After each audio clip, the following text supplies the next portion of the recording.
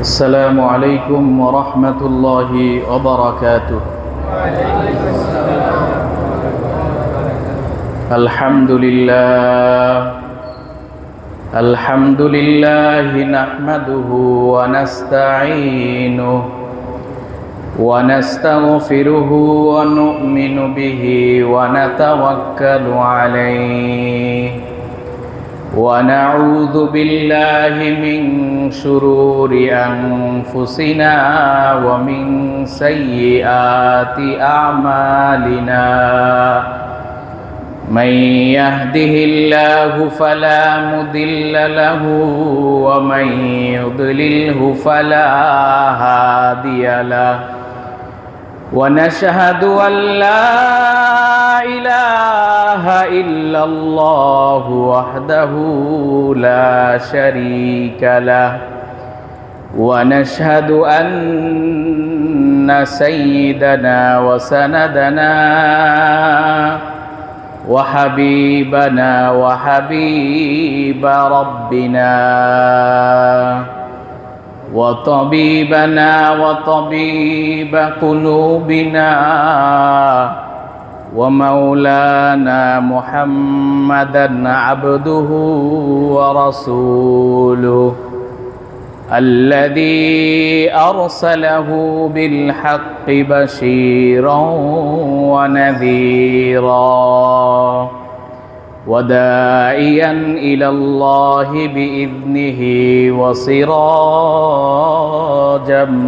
منيرا. أما بعد فأعوذ بالله من الشيطان الرجيم. بسم الله الرحمن الرحيم. يا أيها الذين آمنوا اتقوا الله وقولوا قولا سديدا يصلح لكم أعمالكم ويغفر لكم ذنوبكم ومن يطع الله ورسوله فقد فاز فوزا عظيما. وقال النبي صلى الله عليه وسلم إن الصدق بر وإن البر يهدي إلى الجنة إن الكذب فجور وإن الفجور يهدي إلى النار أو كما قال عليه الصلاة والسلام.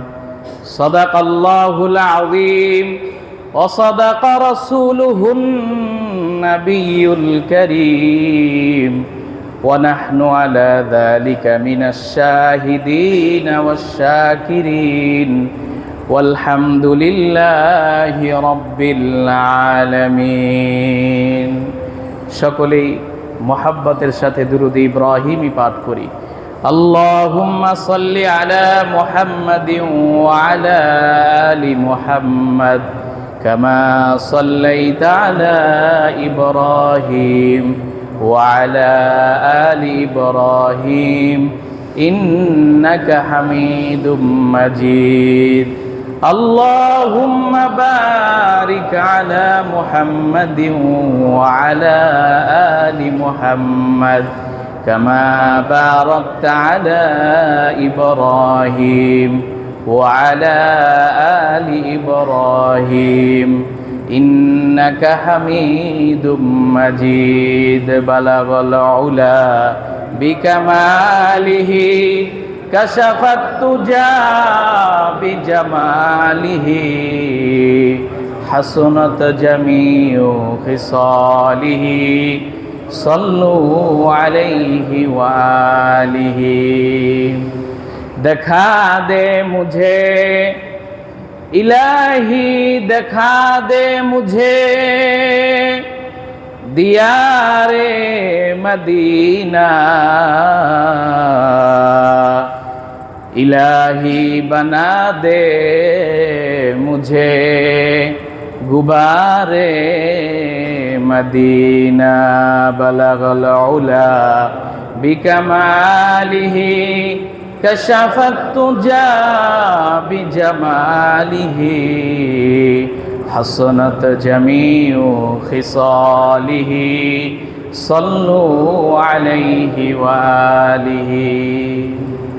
अल्हम्दुलिल्लाह, अल्लाह पाकेर दरबारे लाखों कोटी शुक्रिया आदाय करी যেই মহান রব্বুল আলামিন আমাদেরকে পৃথিবীর শ্রেষ্ঠতম জায়গা, পৃথিবীর উৎকৃষ্ট জায়গা, আল্লাহর ঘর মসজিদে সাইয়্যিদুল ইয়াউম যাকে বলা হয়, সপ্তাহের শ্রেষ্ঠ দিনে জুমার দিনে আগে আগে আসার এবং বসার তৌফিক দান করেছেন। এজন্য সেই মালিকের দরবারে শুকরিয়া আদায় করি। মালিকের শেখানো বাক্যে সমস্বরে একসাথে সকলেই বলি আলহামদুলিল্লাহ। গত মাসে আমি আরো একবার জুমা পড়িয়েছিলাম। ওই জুমায় একটা হাদিস নিয়ে আলোচনা করেছিলাম।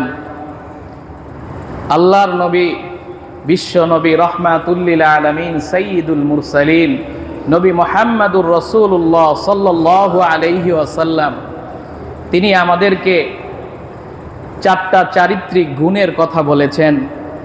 এই 4টা চারিত্রিক গুণ যদি নবী বলেন তোমরা অর্জন করতে পারো, শক্ত করে আঁকড়ে ধরতে পারো, তাহলে তোমরা কোনোদিন পদস্খলিত হবে না, তোমরা কোনোদিন পরাজিত হবে না, তোমরা কোনোদিন লাঞ্ছিতগ্রস্ত হবে না। তোমাদের বিজয়, তোমাদের সফলতা অর্জনে এই গুণগুলোই তোমাদের জন্য যথেষ্ট হয়ে যাবে। নবীজি যেই 4টি গুণের কথা বলেছেন, সেই 4টা গুণের একটা গুণ নিয়ে ওই জুমায় আলোচনা করেছিলাম। সেটা হলো ইফাতু ফি তুমাতিন, যে হালাল ভক্ষণ করো, হারাম ছাড়ো। 4টা গুণের ভিতরে এই একটা গুণ ছিল। আজকে আরেকটা গুণ নিয়ে আলোচনা করব। সেই গুণটা হলো নবীজি বলেন সিদকু হাদিসিন, যে সর্বদা সত্য কথা বলবে, কখনো মিথ্যা কথা বলবে না।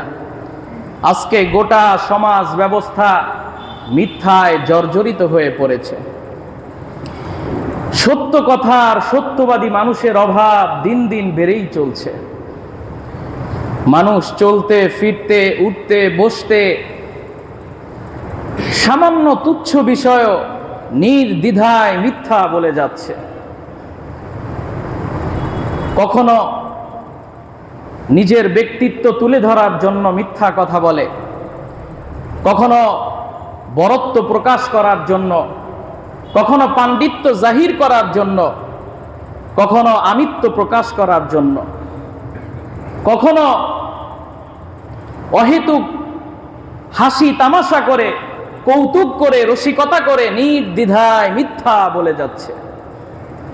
এক কথায় মিথ্যা বলা আজ মানুষের স্বভাবে পরিণত হয়ে গেছে। এক উচ্চতর গবেষণায় দেখা গেছে শতকরা 60% মানুষ কথা বলার সময় প্রতি 10 মিনিট একটা করে মিথ্যা কথা বলে। আজকে মুসলিম সমাজের যে অধপতন, আজকে আমাদের সামাজিক যে অবক্ষয়, এই অধপতন, সামাজিক অবক্ষয়ের বিভিন্ন কারণ সমূহের মধ্যে এটাও একটা কারণ যে মানুষ সত্য পরিহার করেছে।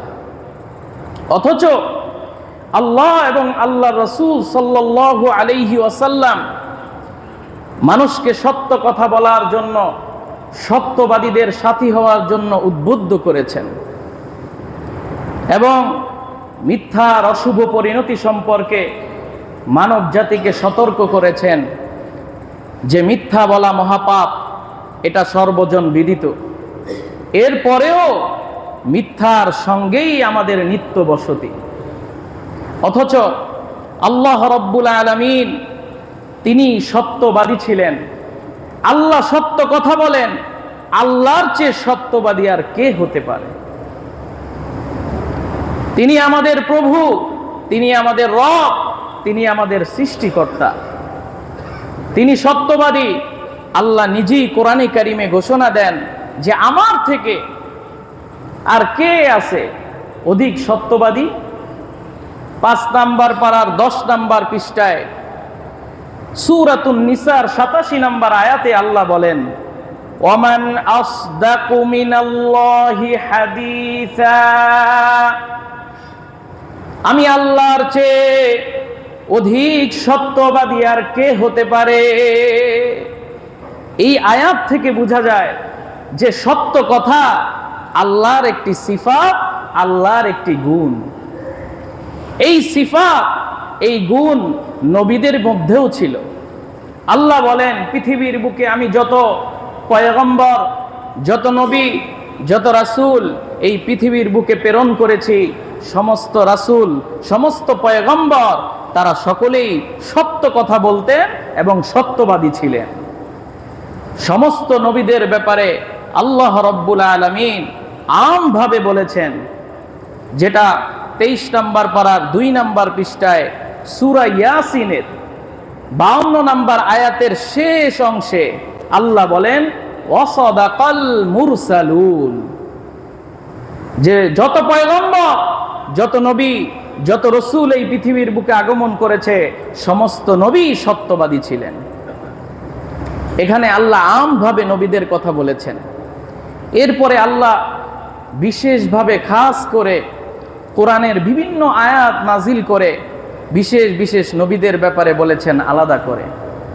যেমন হযরত ইব্রাহিম আলাইহিস সালাতু ওয়াস সালামের ব্যাপারেও বলেছেন যে ইব্রাহিম আলাইহিস সালাতু ওয়াস সালাম সত্যবাদী নবী ছিলেন, যেটা আল্লাহ রাব্বুল আলামিন 16 নাম্বার পারার 7 নাম্বার পৃষ্ঠায় সূরাতুল মারিয়ামের 41 থেকে 45 নাম্বার আয়াত পর্যন্ত এই কয়টা আয়াতের ভিতরে ইব্রাহিম আলাইহিস সালাতু ওয়াস সালামের কথাগুলো বর্ণনা করেছেন। আল্লাহ রাব্বুল আলামিন বলেন, ওয়াযকুর ফিল কিতাবি ইব্রাহিম ইন্নাহু কানা সিদ্দীকান নাবিয়্যা। আল্লাহ বলেন, হে আমার নবী, আপনি ইব্রাহিমের কথা স্মরণ করুন। ইন্নাহু কানা সিদ্দীকান নাবিয়্যা, সে ছিল সত্যবাদী নবী। এমন সত্য কথা সে বলতো, তার সত্য কথা বলার কারণে সে তার নিজের বাপকেও ছাড় দিত না। এমন সত্য কথা বলতো, নিজের বাপকেও ছাড় দিত না সত্যবাদীর ক্ষেত্রে। একবার তার বাবাকে সে বলতেছে, ইয়া আবাতি লিমা তা'বুদু মা লা ইয়াসমাউ ওয়া লা ইউবসিরু ওয়া লা ইউগনি আনকা শাইআ। ইয়া আবাতি, হে আমার পিতা, হে আমার বাবা, লিমা তা'বুদু মা, আপনি এমন জিনিসের ইবাদত কেন করেন? লা ইয়াসমাউ ওয়া লা ইউবসিরু, যে শোনেও না, দেখেও না, ওয়া লা ইউগনি আনকা শাইআ, আপনার কোনো কাজেও আসে না, এমন জিনিসের ইবাদত আপনি কেন করেন? কেন আপনি এমন জিনিসের ইবাদত করেন যে শোনেও না, যে দেখেও না, যে আপনার কোনো উপকারও করতে পারে না, ক্ষতিও করতে পারে না, এমন জিনিসের ইবাদত আপনি কেন করেন? ইয়া আবাতি লা তা'বুদিশ শাইতান, হে আমার পিতা, আপনি শয়তানের ইবাদত করবেন না, শয়তানের পদাঙ্ক অনুসরণ করবেন না। এগুলো হলো শয়তানের দোসর। আপনি এক আল্লাহর ইবাদত করুন। আমি আপনাকে দাওয়াত দিচ্ছি, আপনি এক আল্লাহর ইবাদত করুন। আমি আল্লাহর পক্ষ থেকে পয়গম্বর হিসেবে প্রেরিত হয়েছি। ইয়া আবাতি ইন্নী কদ জাআনি মিনাল ইলমি, হে আমার পিতা, আমাকে আল্লাহ এমন একটা ইলম দিয়ে এই দুনিয়ার বুকে প্রেরণ করেছেন, নবীওয়ালা ইলম দিয়ে আমাকে প্রেরণ করেছেন। আমি হলাম এই উম্মতের নবী, তাই আমি আপনাকে দাওয়াত দিচ্ছি সত্য পথের। আপনি এক আল্লাহর ইবাদত করুন, আল্লাহ রব্বুল আলামিন বলেন, ইব্রাহিমের এই দাওয়াত আমার কাছে এত পছন্দ হয়েছে, এত পছন্দ হয়েছে আমার কাছে, তাই আমি আল্লাহ রব্বুল আলামিন কোরআনে কারিমে ইব্রাহিমকে সিদ্দিক বলে ঘোষণা দিয়েছি। এইভাবে আল্লাহ রব্বুল আলামিন বিশেষ বিশেষ নবীদের কথা কোরআনে কারিমে বলেছেন। যেমন আল্লাহ আমাদের নবী, শেষ নবী সাইয়্যিদুল মুরসালিন নবী মুহাম্মদুর রাসূলুল্লাহ সাল্লাল্লাহু আলাইহি ওয়াসাল্লামের কথাও বলেছেন। 24 নম্বর পারার 1 নম্বর পৃষ্ঠায় সূরাতুজ জুমারের 33 নম্বর আয়াতে আল্লাহ রব্বুল আলামিন বলেন, ওয়াল্লাযী জাআ বিস-সিদকি ওয়া সাদ্দাকা বিহি উলাইকা হুমুল মুত্তাকুন। আল্লাহ রাব্বুল আলামিন বলেন, ওয়াল্লাযী জাআ বিস-সিদকি, তিনি সত্য সহ এসেছেন, ওয়াসাদ্দাকা বিহি, আর তিনি তাকে সত্যায়িত করেছেন, উলাইকা হুমুল মুত্তাকুন, এরাই হলো মুত্তাকি। এই আয়াতের তাফসীর করতে গিয়ে বিশিষ্ট তাফসীর বিশারদ আল্লামা ইবনে আশুর রাহমাতুল্লাহি আলাইহি এই আয়াতের তাফসীর করতে গিয়ে তিনি তার তাফসীরের কিতাবে লেখেন, ওয়াল্লাযী জাআ বিস-সিদকি, এখানে এই অংশের মিসদাক হলো আমাদের নবী হযরত মুহাম্মদ সাল্লাল্লাহু আলাইহি ওয়াসাল্লাম। তিনি সত্য সহ এসেছেন, আর তিনি যেই সত্যটা নিয়ে এসেছেন সেটা হলো কোরআনে কারীম। তিনি কোরআনে কারীম সত্য কিতাব নিয়ে তিনি পৃথিবীতে প্রেরিত হয়েছেন। তো এই আয়াত থেকে বোঝা যায় যে আল্লাহর নবীর সততার ব্যাপারে সত্যায়ন স্বয়ং আল্লাহ রাব্বুল আলামিন করেছেন। আল্লাহর নবীর সততার সত্যায়ন মুমিনরাও করেছেন। আল্লাহর নবীর সততার সত্যায়ন শুধু মুমিনই করে ক্ষান্ত হয় নাই, বরং আল্লাহর রাসূলের যারা ঘোর দুশমন ছিল, কাফের বেঈমানও আল্লাহর নবীর সততার সত্যায়ন করেছেন। যখন আল্লাহ রাসূল সাল্লাল্লাহু আলাইহি ওয়াসাল্লাম নবুয়ত প্রাপ্তি হলেন, নবুয়ত প্রাপ্তির কিছু সময় প্রায় 3 বছর পর্যন্ত নবীজি গোপনে গোপনে লোকদেরকে দাওয়াত দিয়েছেন। এরপরে আল্লাহ রাব্বুল আলামিন আল্লাহ রসুলকে বলতেছেন, হে আমার রসুল, হে আমার নবী, আপনি আপনার আত্মীয় বর্গ যারা আছে, আত্মীয় স্বজন, তাদেরকে আপনি দাওয়াত দিন। এই কথাটাও আল্লাহ রাব্বুল আলামিন কোরআনে কারীমে বর্ণনা করে দিয়েছেন। 19 নম্বর পারার 14 নম্বর পৃষ্ঠায় সূরাতুশ শুআরার 214 নম্বর আয়াতে আল্লাহ রাব্বুল আলামিন বলেন, ওয়া আনযির আশীরাতাকাল আকরাবিন। আল্লাহ রাব্বুল আলামিন বলেন, হে নবী, আপনি আপনার নিকট আত্মীয় স্বজনদেরকে সতর্ক করে দিন। এই আদেশ যখন আল্লাহর নবীর উপরে এসে গেছে, মুফাসসিরিনে কেরাম লেখেন, আল্লাহর নবী, বিশ্ব নবী, এই আদেশ বাস্তবায়ন করার জন্য তিনি সাফা নামক পাহাড়ের উপরে উঠে গেলেন। সাফা নামক পাহাড়ের উপরে উঠে তিনি তার গোত্রের লোকদেরকে ডাক দিচ্ছেন। তৎকালীন সময়ে একটা নিয়ম ছিল, কোনো ব্যক্তি যদি কোনো গুরুত্বপূর্ণ বিষয় অন্য লোকদেরকে অবহিত করতে চাইতো, সতর্ক করতে চাইতো, তাহলে সে এই পাহাড়ের উপরে উঠে যেত। এই পাহাড় থেকে যখন ডাক দিত সবাইকে, তখন সবাই মনে করত যে আমাদেরকে গুরুত্বপূর্ণ কথা বলা হবে, এই কারণে আমাদেরকে ডাকতেছে। সবাই পাহাড়ের উপরে উঠে একত্রিত হয়ে যেত। তো আল্লাহর নবী, বিশ্ব নবীও পাহাড়ের উপরে উঠে গিয়ে তার গোত্রের লোকদেরকে ডাক দিলেন। সকলেই উপস্থিত হয়ে গেল। সকলেই উপস্থিত হয়ে একত্রিত যখন হয়ে গেল, তখন আল্লাহর নবী একটা ঘোষণা দিলেন, আরাআইতুম লাউ আখবারতুকুম খাইলাম বিল ওয়াদি ইউরিদুনা আন ইউইরা আলাইকুম আকুনতুম মুসাদ্দিকিয়া। আল্লাহর নবী, বিশ্ব নবী বলেন,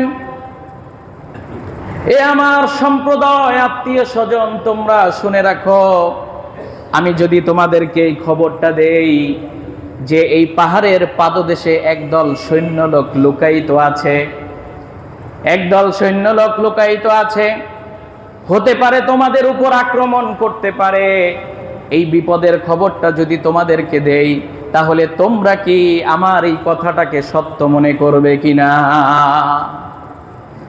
তখন সকলেই এক বাক্যে বলে উঠল, ক্বালু নাআম মা জাররাবনা আলাইকা ইল্লা সিদকা। হে মুহাম্মদ ইবনে আব্দুল্লাহ, ছোট্টবেলা থেকে আমরা তোমাকে দেখি, ছোট্টবেলা থেকে আজকে 40 বছর পর্যন্ত আমরা তোমাকে দেখতেছি, তুমি আমাদের সামনে বড় হয়েছো, তুমি আমাদের সাথে মেলামেশা করো, আমরা তোমাকে এই পর্যন্ত একটা মিথ্যা কথা বলতে দেখি নাই, একটা মিথ্যা কথা তোমাকে বলতে দেখি নাই, তুমি সব সময় সত্য কথা বলেছো, তাই আমরা তোমার উপাধি দিয়েছি আস-সাদিক, আস-সাদিক করে তোমাকে উপাধি দিয়েছি। নবীজির যেমন উপাধি ছিল আল আমিন, নবীজির আরেকটা উপাধিও ছিল আস-সাদিক। সাদিক মানে হলো সত্যবাদী। এই কাফেররা নবীজিকে উপাধি দিয়েছে আস-সাদিক। তখন কাফেররা বলতেছে যে আমরা, তুমি যে কথাটা বলতেছো আমরা সবাই এক বাক্যে মেনে নিয়েছে, তোমার কথা সত্য। তাহলে কাফের বেঈমানরাও নবীজির কথাকে, নবীজির সত্যতাকে সত্যায়ন করেছে। এই কারণেই নবীজি তার উম্মতদেরকে বলতেছেন, হে আমার উম্মতেরা, তোমরা সদা সত্য কথা বলবে, সত্য কথার গুরুত্ব অনেক। যেটা নবীজি সাল্লাল্লাহু আলাইহি ওয়াসাল্লাম বলেছেন তিরমিজি শরীফের 1977 নাম্বার আয়াত, 1977 নাম্বার হাদিস। এই হাদিসে নবীজি বলেন, আলাইকুম বিস-সিদকি ফাইন্নাস-সিদকা ইয়াহদি ইলাল বিররি। হে আমার উম্মতেরা, তোমরা সব সময় সত্য কথা বলবে, কেননা ফাইন্নাস-সিদকা ইয়াহদি ইলাল বিররি, কেননা সত্য কথা তোমাদেরকে পুণ্যের পথ দেখাবে।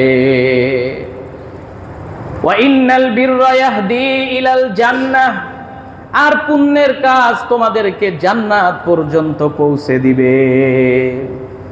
নবীজি এই কথাটা বলতেছেন, তোমাদের মধ্যে যদি কেউ লাগাতার সত্য কথা বলতে থাকে, ধারাবাহিকভাবে সত্য কথা বলতেই থাকে, মিথ্যা কথা বলে না,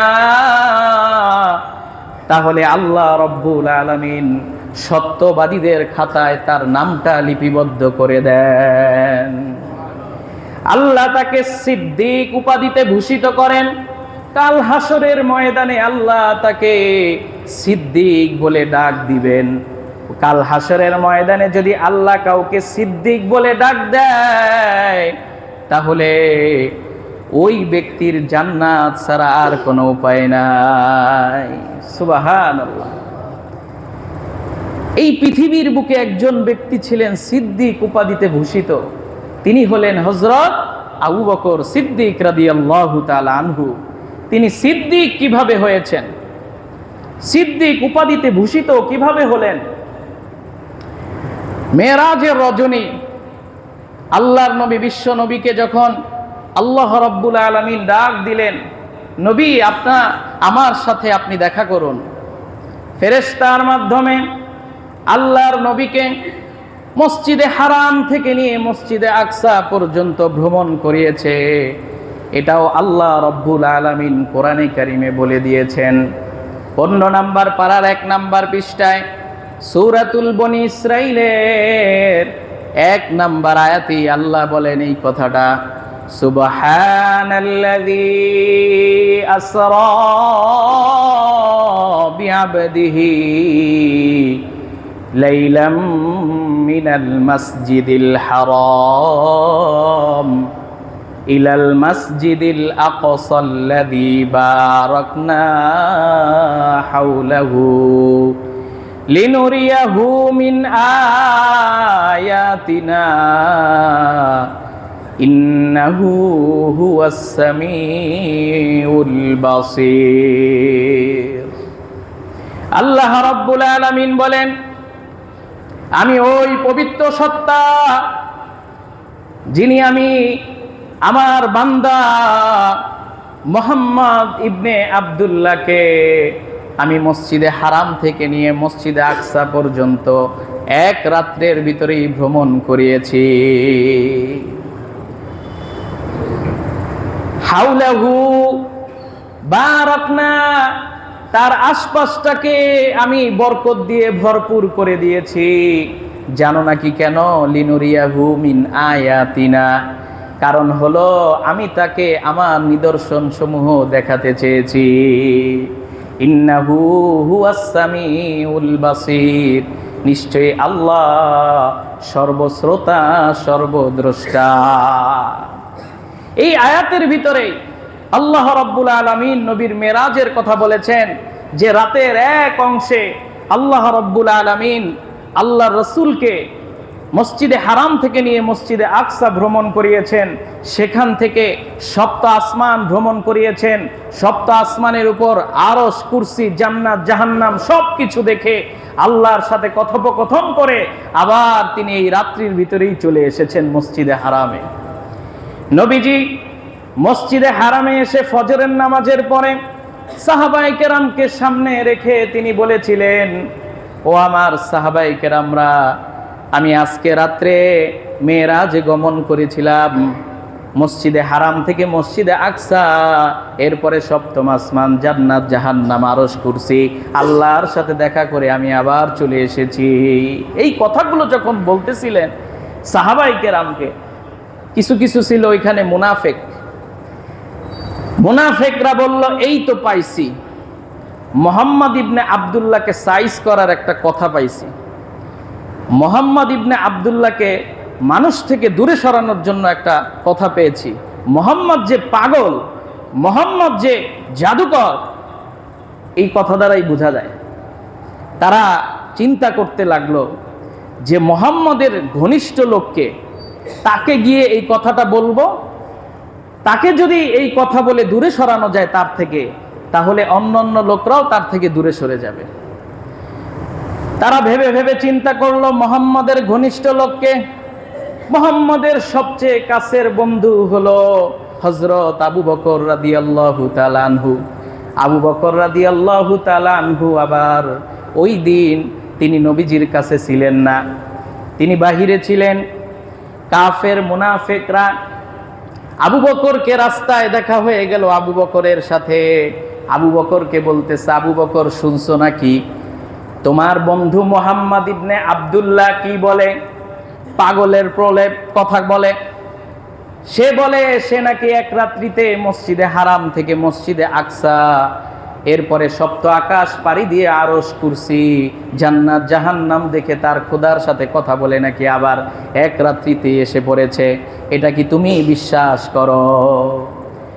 আবু বকর এই কথাটা শুনে বলল, যদি এই কথাটা আমার নবী বলে থাকে, মুহাম্মদ ইবনে আব্দুল্লাহ আল্লাহর নবী যদি বলে থাকে, তাহলে এই কথাটা অবশ্যই অবশ্যই সত্য।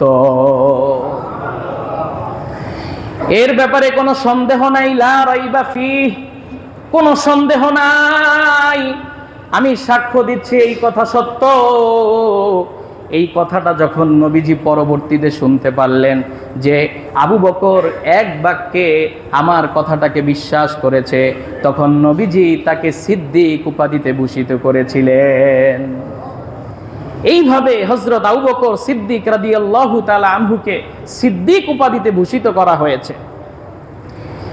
আল্লাহর নবী বলেন, ও আমার উম্মতেরা, তোমরাও যদি সিদ্দিক উপাধিতে ভূষিত হতে চাও, সিদ্দিক লকব যদি তোমরা লাগাতে চাও, তাহলে তোমরা ধারাবাহিক সত্য কথা বলবে, কখনো মিথ্যা কথা বলবে না, সব সময় সত্য কথা বলবে, সত্য কথা বলবে। তাহলে সত্যবাদীদের খাতায় আল্লাহ তোমাদের নাম লিপিবদ্ধ করে দিবেন। সুবহানাল্লাহ। এরপরে আল্লাহর নবী বলেন, ওয়াইয়াকুম বিল কিযব ফাইন্নাল কিযবা ইয়াহদি ইলাল ফুজুর ওয়া ইন্নাল ফুজুরা ইয়াহদি ইলান নার। ও আমার উম্মতেরা, তোমরা মিথ্যা কথা বলো না, কারণ মিথ্যা তোমাদেরকে পাপাচারের দিকে নিয়ে যায়, আর পাপাচার তোমাদেরকে জাহান্নামের পথ দেখায়।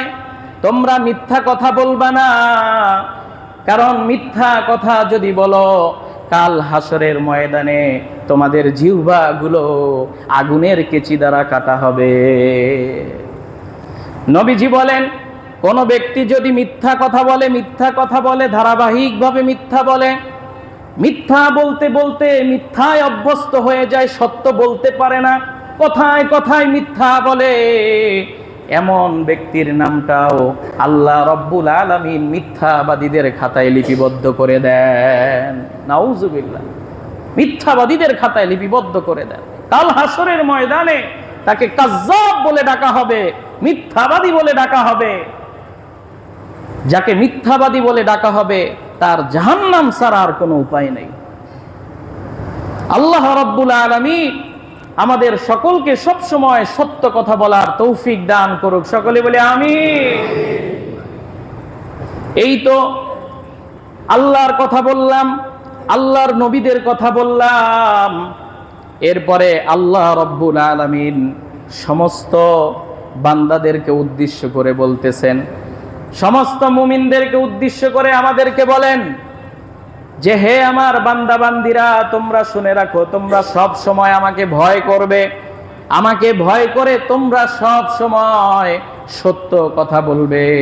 যদি তোমরা সত্য কথা বলতে পারো, তোমাদের জন্য 2টা পুরস্কার আমি রেখেছি। 2টা পুরস্কার। এটাও আল্লাহ রাব্বুল আলামিন কোরআনে কারিমে বলতেছেন, 22 নম্বর পারার 6 নম্বর পৃষ্ঠায় সূরাতুল আহজাবের 70 ও 71 নম্বর আয়াতে আল্লাহ রাব্বুল আলামিন বলেন, ইয়া আইয়ুহাল্লাযীনা আমানুত্তাকুল্লাহ ওয়া কুলু কওলান সাদীদা ইউসলিহ লাকুম আ'মালাকুম ওয়া ইয়াগফির লাকুম যুনুবাকুম।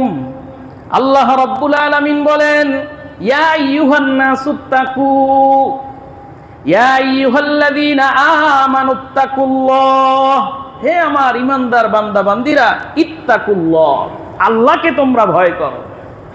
এরপরে অকুলু কওলান সাদীদা, এরপরে তোমরা সদা সত্য কথা বলবে, তোমরা মিথ্যা কথা বলবে না, সত্য কথা বলবে। তাহলে আল্লাহ রাব্বুল আলামিন আমাদেরকে নির্দেশ দিয়েছেন, আদেশ দিয়েছেন সত্য কথা বলার জন্য। আমরা সব সময় সত্য কথা বলবো। আল্লাহ বলেন, যদি সত্য কথা বলতে পারো, 2টা পুরস্কার, ইউসলিহ লাকুম আমালাকুম, তোমাদের যে আমল, এই আমলগুলোকে ইসলাহ করে দেওয়া হবে, সংশোধন করে দেওয়া হবে।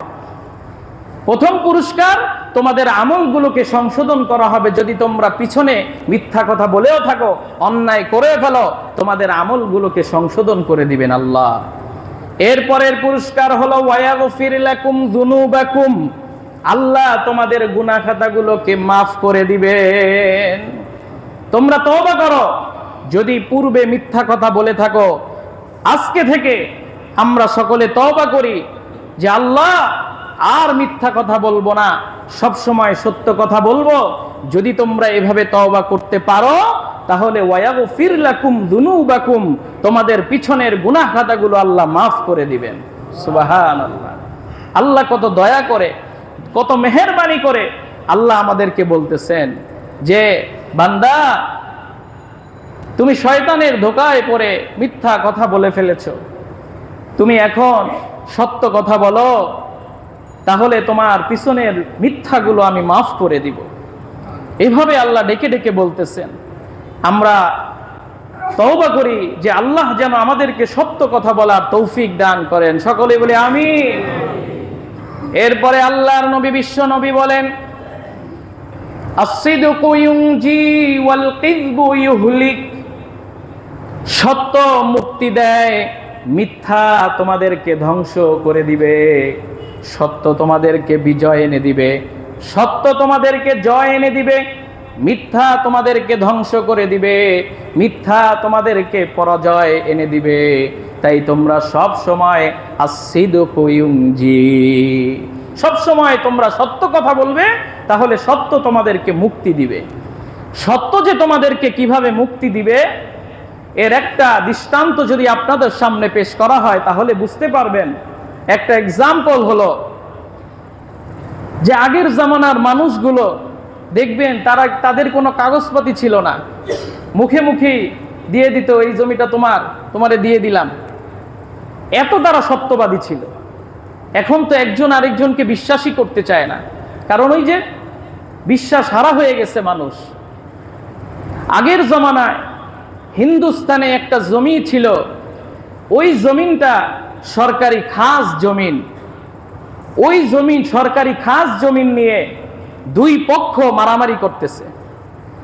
যখন মুসলমানদের প্রভাব বেশি হয়, এলাকার ভিতরে মুসলমানদের প্রভাব যখন বেশি হয়, তখন ওই খাস জমিনটা মুসলমানরা দখল করে। এখানে মুসলমানদের সাইনবোর্ড থাকে যে এখানে মসজিদ নির্মাণ হবে। এরপরে যখন এলাকায় হিন্দুদের প্রভাব বেশি হয়, তখন হিন্দুরা মুসলমানদের সেই সাইনবোর্ড ভেঙে দিয়ে তারা সাইনবোর্ড লাগায় এখানে মন্দির হবে। দুই পক্ষ যখন মারামারি করে, ঝগড়া বিবাদ করে, একবার তাদের ভিতরে পরামর্শ হলো, আসো আমরা দুই গ্রুপই আদালতে চলে যাই, আদালত থেকে আমাদেরকে যেই রায় দিবে আমরা সেই রায়ের উপর অটল থাকব। দুই গ্রুপ আদালতে চলে গেল। বিচারক দেখে নথিপত্রের কাগজপত্র, এই জমির সিদ্ধান্ত কাগজপত্র ছাড়া আমি কিভাবে তোমাদেরকে সিদ্ধান্ত দিব, কাগজপত্র তো নাই জমির। এখন বিচারক একটা পরামর্শ দিল যে এই এলাকার ভিতরে সবচেয়ে বয়োজ্যেষ্ঠ কোনো মুরব্বী আছে নাকি, দেখো বৃদ্ধ লোক আছে নাকি না। যে সবচেয়ে বৃদ্ধ লোক সে যেই সাক্ষ্যটা দিবে আমরা তার সাক্ষ্যই মেনে নিব। বলছে আচ্ছা ঠিক আছে। এখন মুসলমানও চলে আসছে, হিন্দুরাও চলে আসছে। এলাকায় এসে সবাই খোঁজাখুঁজি শুরু করে দিল। খুঁজতে খুঁজতে তারা একজন লোককে পেয়ে গেল যে এর চেয়ে বৃদ্ধ লোক আর এলাকার ভিতরে নাই, উনি সবচেয়ে মুরব্বী। উনি হলেন শেখ জাকারিয়া কান্দলবী রহমাতুল্লাহি আলাইহির পিতা শেখ ইয়াহিয়া কান্দলবী রহমাতুল্লাহি আলাইহি। ইয়াহিয়া কান্দলবী রহমাতুল্লাহি আলাইহি একজন খাঁটি মানুষ ছিলেন, মুসলমান ছিলেন। এই ইয়াহিয়া কান্দলবী রহমাতুল্লাহি আলাইহিকে যখন মুসলমানরা পেয়ে গেল, তখন হিন্দুরা মন খারাপ হয়ে গেল।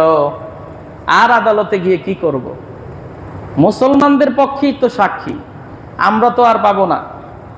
হিন্দুদের মধ্যে কেউ কেউ বলতেছে, আরে যাও আদালতে যাও না, ইয়াহিয়া কান্দলবী তো একজন খাঁটি মানুষ, যেটা সত্য ওটাই বলবে। হিন্দুরাও চলে গেল, মুসলমানরাও চলে গেল আদালতে। আদালতের কাঠগড়ায় ইয়াহিয়া কান্দলবীকে দাঁড় করিয়ে দেওয়া হয়েছে। এখন আদালত থেকে প্রশ্ন করা হচ্ছে ইয়াহিয়া কান্দলবীকে, আপনি তো এলাকার বয়োজ্যেষ্ঠ মুরব্বী মানুষ, ও ইয়াহিয়া কান্দলবী আপনার সাক্ষীতে আজকে এই জায়গায় মসজিদ হবে, অন্যথায় এই জায়গায় মন্দির হবে। আপনি বলেন এই সরকারি খাস জমিনটা যখন খাস হিসেবে বিবেচিত হয়েছিল, তখন এই জমিনে সর্বপ্রথম কারা দখল করেছিল? এই জমিনটা যখন খাস হিসেবে বিবেচিত হয়, কারা প্রথমে দখল করেছিল? ইয়াহিয়া কান্দলবী রহমাতুল্লাহি আলাইহি বলেন, বিশ্বনবী সাইয়্যিদুল মুরসালিন নবী মুহাম্মাদুর রাসূলুল্লাহ সাল্লাল্লাহু আলাইহি ওয়াসাল্লামের উম্মত আমি, সাদেক নবীর উম্মত আমি। আমি এই নবীর কসম কেড়ে বলতেছি, এই জমিনটা যখন খাস হিসেবে বিবেচিত হয় তখন হিন্দুরা সর্বপ্রথম দখল করে। তখন আদালত থেকে রায় দিয়ে দিল যে এখানে আজীবন মন্দির হবে, এখানে মসজিদ হবে না, আজীবন মন্দির হবে। মুসলমানরা আদালত থেকে বের হয়ে যায় আর ইয়াহিয়া কান্দলবিকে গালি দিতে দিতে বের হয়ে যায় যে মুসলমান সাক্ষী পেয়েছিলাম, ভেবেছিলাম মসজিদ হবে, কিন্তু মুসলমানের সাক্ষীতেই মসজিদের মাটি হারালাম। ইয়াহিয়া কান্দলবি রহমাতুল্লাহি আলাইহি মাথাটা নিচের দিকে দিয়ে বাড়িতে চলে গেছে, লজ্জায় শরমে ঘর থেকে আর বের হয় না। রাতের বেলা ইয়াহিয়া কান্দলবি রহমাতুল্লাহি আলাইহি ঘুমিয়ে গেছে। ভোর রাত্রিতে তাহাজ্জুদের নামাজের জন্য ইয়াহিয়া কান্দলবি রহমাতুল্লাহি আলাইহি যখন উঠলেন, তিনি উঠে দেখেন তার বাড়ির পাশে কারা যেন পায়চারি করতেছে। তিনি মনে করছেন মুসলমানরা, মুসলমানদের বিরুদ্ধে সাক্ষী দিছি, এই কারণে মনে হয় মুসলমানরা আমার ঘর বাড়ি ভাঙতে এসেছে। তিনি দরজাটা খুলে বাইরে বের হয়ে দেখে শত শত মুসলিম হিন্দু কাতার কাতার হয়ে দাঁড়িয়ে আছে। ইয়াহিয়া কান্দলবি রহমাতুল্লাহি আলাইহি বলতেছে, তোমাদের জমিন তোমাদের পক্ষে সাক্ষ্য দিয়ে আমি রায় দিয়েছি, তাহলে কেন তোমরা আমার বাড়ির সামনে এসেছো? তোমরা কি এখন আমার বাড়ি ভাঙচুর করবে? হিন্দুরা সবাই বলে উঠলো, ইয়াহিয়া কান্দলবি তুমি ভয় পেও না। ও ইয়াহিয়া কান্দলবি, তুমি এমন ধর্মের অনুসরণ করো যেই ধর্মের অনুসরণ করে তোমার জবানটা এত পবিত্র যে আদালতে দাঁড়িয়েও একটা মিথ্যা কথা বলা যায় না। ওই ধর্মটা কত সুন্দর, ওই ধর্মটা কত পবিত্র। ও ইয়াহিয়া কান্দলবি রহমাতুল্লাহি আলাইহি, আজকে তোমার বাড়ির সামনে আমরা এসে দাঁড়িয়েছি এই কারণে আমরা আজকে ওই ধর্ম কবুল করব। ওই ধর্ম কবুল করে ওই জায়গার ভিতরে মসজিদ মন্দির নয়, আমরা মসজিদ নির্মাণ করব। ইয়াহিয়া কান্দলবি, আমরা শত শত হিন্দুরা এখানে এসে কাতারবদ্ধ হয়ে দাঁড়িয়ে আছি, তোমার হাতে হাত রেখে আমাদেরকে কালেমা পড়াও, আমরা মুসলমান হয়ে আগামীকাল ওই জমিনে তোমার ইমামতিতে আমরা মসজিদ নির্মাণ করব। সুবহানাল্লাহ, মসজিদ নির্মাণ করব। এই কারণেই আল্লাহর নবী বলেন, আসিদকু ইউনজি ওয়াল কিযবু ইউহলিক, সত্য মুক্তি দেয় আর মিথ্যা ধ্বংস করে দেয়। সত্য যে মুক্তি দেয়, এই একটা এক্সাম্পল যে ইয়াহিয়া কান্দলবি রহমাতুল্লাহি আলাইহি তিনি আদালতের কাঠগড়ায় দাঁড়িয়ে সত্যি কথা বলেছেন। এজন্য আল্লাহ রাব্বুল আলামিন মুসলমানদেরকে বিজয় দান করে দিয়েছেন। এজন্য আমাদেরকে এখান থেকে শিক্ষা গ্রহণ করতে হবে, আমরা কখনো মিথ্যা কথা বলবো না, সত্য কথা বলবো। শত্রুর সামনেও কখনো মিথ্যা কথা বলবো না, সত্য কথা বলবো। আল্লাহ তাআলা আমাদেরকে সত্য কথা বলার তৌফিক দান করুক। আল্লাহ রাব্বুল আলামিন আমাদেরকে সত্য কথা বলার জন্য বলেছেন, নবীদেররাও সত্য কথা বলেছে, আল্লাহর নবীও সত্য কথার আদেশ দিয়েছেন। এরপরে আল্লাহ তাআলা আমাদেরকে বলেন, তোমরা যদি সত্য বলো দুইটা পুরস্কার, একটা হলো তোমাদের আমলকে সংশোধন করে দিব, তোমাদের গুনাহ খাতাগুলোকে আমি মাফ করে দিব। এই যে সত্য কথার যেই আলোচনা করা হলো কোরআন ও হাদিসের আলোকে, আল্লাহ তাআলা আমাদেরকে বুঝার তৌফিক দান করুক। সকলে বলি আমিন। আরেকটা ছোট্ট কথা বলেই শেষ করে দিব। আমরা যে এখানে আছি, পৃথিবীর বুকে সর্বশ্রেষ্ঠ এবং উৎকৃষ্ট জায়গা হলো কি? মসজিদ, আল্লাহর ঘর। এই আল্লাহর ঘরে আমরা উপস্থিত হয়েছি। আল্লাহর ঘর যারা, আল্লাহর নবী বলেন, যারা আল্লাহর ঘর নির্মাণ করবে তাদের জন্য আল্লাহ রাব্বুল আলামিন জান্নাতে একটা ঘর নির্মাণ করে দিবেন। বুখারী মুসলিমের হাদিস, আল্লাহর নবী বিশ্ব নবী বলেন, মান বানা লিল্লাহি মাসজিদাম বানাল্লাহু লাহু বাইতান ফিল জান্নাহ। কোনো ব্যক্তি যদি আল্লাহকে সন্তুষ্ট করার উদ্দেশ্যে, একমাত্র আল্লাহকে দেখানোর জন্য, আল্লাহর উদ্দেশ্যে আল্লাহর ঘর তৈরি করে জমিনের ভিতরে, তাহলে জান্নাতের ভিতরে আমি তার জন্য একটা ঘর তৈরি করে দিব। এই যে হাদিসটা, এই হাদিসটা বাদশাহ হারুন আর রশিদ রহমাতুল্লাহি আলাইহি তিনি এই হাদিসটা শোনার পরে তিনি উদ্বুদ্ধ হলেন যে আমি একটা মসজিদ নির্মাণ করব। ঘোষণা দিয়ে দিলেন তার এলাকার ভিতরে, এই লোক সকল তোমরা শুনে রাখো, আমি এলাকায় একটা মসজিদ নির্মাণ করব। এই মসজিদে তোমরা কেউ দান খয়রাত করতে পারবে না, কোনো সহযোগিতা করতে পারবে না, আমি একা মসজিদ করব। এখন কেউ সাহস পায় না মসজিদে দান করার জন্য, কেউ সাহস পায় না। বাদশাহ হারুন আর রশিদ মসজিদ নির্মাণ করে ফেললেন। যেদিন মসজিদ নির্মাণ করা শেষ হয়ে গেল, ওই দিন রাত্রে যখন ঘুমিয়েছেন, ঘুমের ঘরে তিনি স্বপ্নে দেখেন যে একজন ফেরেশতা বাদশাহ হারুন আর রশিদকে ডাকতেছে, এই হারুন, হারুন তাড়াতাড়ি ঘুম থেকে ওঠো, দেখো জান্নাতে আল্লাহ রব্বুল আলামিন তোমার জন্য একটা ঘর নির্মাণ করেছেন, চলো তোমার ঘরটা আমি তোমাকে দেখায় দেই। বাদশাহ হারুন আর রশিদ ঘুমের ঘরেই স্বপ্নের ভিতরে জান্নাতের ভিতরে ঢুকে তার ঘরটা তিনি দেখলেন। ঘর থেকে যখন বের হলেন, প্রাসাদ থেকে যখন বের হলেন, দরজার সামনেই দেখে আরেকটা হুবহু আরেকটা ঘর নির্মাণ করা। তিনি মনে করলেন এটাও মনে হয় আমার। তিনি দৌড় দিয়ে ঘরের ভিতরে ঢুকতে গেলেন। ওই সময় দেখেন একজন দারোয়ান ঘরের সামনে তাকে তাড়িয়ে দিচ্ছে, বলে, এই বাদশাহ হারুন, এটা তোমার ঘর না, এখানে তুমি ঢুকতে পারবে না। বাদশাহ হারুন দেখে উপরে একটা নাম আহমদ লেখা। এরপরে বাদশাহ হারুনের ঘুম ভেঙে গেল। বাদশাহ হারুনকে ফেরেশতা আরেকটা কথা বলেছিল যে, হারুন, এটা যে তোমার ঘর না, এটা কার ঘর জানো?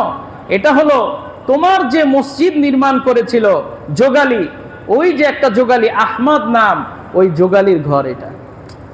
বাদশাহ হারুন তো মাথা গরম, মসজিদ নির্মাণ করলাম আমি, আর যোগালী কাম বানায় ফেলছে। বাদশাহ হারুনের ঘুম ভেঙে গেছে। সকালবেলা সমস্ত যোগালীকে দাওয়াত দিছে তার বাসায়। দাওয়াত দিয়ে বলতেছে, এই এখানে আহমদ নামে কেউ আসো?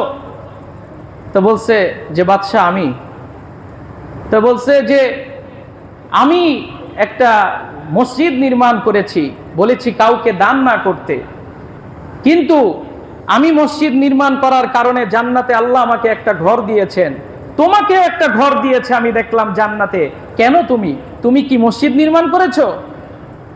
বলে, বাদশাহ নামদার, আমি মসজিদ নির্মাণ করি নাই, এরকম সামর্থ্য আমার নাই, কিন্তু আমি যখন আমার পৈতৃক সম্পত্তি, বাবার সম্পত্তির যেই জায়গাটা ছিল, ওই জায়গাটা কূপ খনন করার জন্য এটা খনন করতেছিলাম, মাটি খুঁড়তেছিলাম, মাটি খনন করে মাটির নিচে দেখি কতগুলো সাদা পাথর পাওয়া গেছে। আপনি যে মসজিদ নির্মাণ করার জন্য সাদা পাথর ক্রয় করে এনেছিলেন, ওই পাথরগুলো আমি আমার পৈতৃক সম্পত্তিতে পেয়েছি। এই কয়েকটা পাথর আমি দিনের আলোতে আপনার পাথরের উপরে রাখবো, এই সাহস আমার হয় নাই, তাই আমি রাতের অন্ধকারে এই পাথরগুলো আপনার পাথরের উপর ঢেলে দিয়েছি। এরপরে দুইটা হাত তুলে আল্লাহর দরবারে কান্নাকাটি করে বলেছি, আল্লাহ, মসজিদ নির্মাণ করার সামর্থ্য আমার নাই। বাদশাহ হারুন মসজিদ নির্মাণ করে কাল হাসরের ময়দানে তুমি তাকে জান্নাতে একটা ঘর দিয়া দিবা। আল্লাহ, আমারও তো আশা আছে আমি একটা ঘর পাবো, তাই আল্লাহ এই পাথরগুলো আমি এই বাদশাহ হারুনের পাথরের উপর রেখে দোয়া করতেছি, আল্লাহ তুমি আমাকেও কাল হাসরের ময়দানে মসজিদ নির্মাণকারীদের কাতারে দাঁড় করায়া দিও। বাদশাহ হারুন বলে, আয় আমার বুকে আয়, ও যোগালী, তোর জন্য আল্লাহ রব্বুল আলামিন জান্নাতের ভিতরে একটা ঘর নির্মাণ করে দিয়েছে। তাহলে আমরা যারা মসজিদে দান করি, মসজিদ নির্মাণ করি, কাল হাসরের ময়দানে আল্লাহ রব্বুল আলামিন মসজিদ নির্মাণকারীদেরকে আলাদাভাবে ডাকবেন, ডেকে তাদেরকে এক একটা ঘর বন্টন করে দিবেন। আমরা সবাই তো মসজিদ নির্মাণ করার সামর্থ্য আমাদের নাই। এজন্য এই যে ফলফট্টি মসজিদ, এই মসজিদের নির্মাণ কাজ চলতেছে। নির্মাণ কাজ সব সময় চলে না, দেখবেন যে কয়েক মাস পর, এক বছর পর নির্মাণ কাজ শেষ, আর তখন আপনি যদি দান করতে চানও পাবেন না, এই সওয়াব পাবেন না।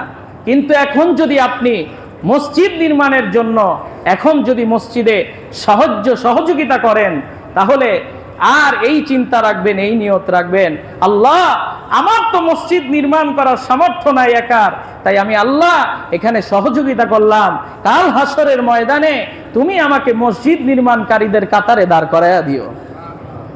এজন্য আমরা সকলে মসজিদ নির্মাণের জন্য সাহায্য সহযোগিতা করব তো ইনশাআল্লাহ। আল্লাহ পাক রব্বুল আলামিন আমাদের সকলকে মসজিদে দান সদকা করার তৌফিক দান করুক। সকলে বলে আমিন।